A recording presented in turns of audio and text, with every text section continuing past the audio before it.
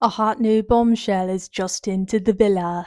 So I just finished The Compound and I enjoyed it a lot. So The Compound is a dystopian satire literary fiction novel. That's a bit of a mouthful, which basically builds on the premise of the Love Island TV show. Essentially, we've got a group of young women and young men who are in this villa called the Compound. They have to couple up to avoid being sent home and banished from the compound.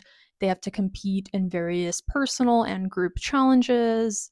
I really enjoyed this book a lot. I was pretty gripped from the beginning all the way to the end, which is pretty rare for me, I would say. This is a really good summer book, I think, just because it's very bingeable. So the premise of the challenges is interesting. The main character, Lily, has a personal challenge of going to talk to one of the other male contestants, and as a reward, she gets a gold necklace of some kind. But increasingly, as you go throughout the book, the challenges become even crazier, and the producers start instigating to create drama, and it just kind of snowballs from there. So the book is really sort of exploring the ethics of reality TV and how there aren't really any, but kind of like how in Squid Games, like society's failures force people onto these shows in pursuit of consumer goods. So it's definitely about consumerism, but ultimately it's a societal critique, right? Because if you had what you needed, you wouldn't need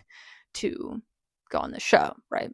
So we slowly get a little bit more of the world outside the compound, although we never really get that much about it. We know there are like wars and that things are very bad, but that's pretty much the extent of it. It's really interesting, like just this concept of being watched for entertainment and the curation of reality TV and the control inherent in it.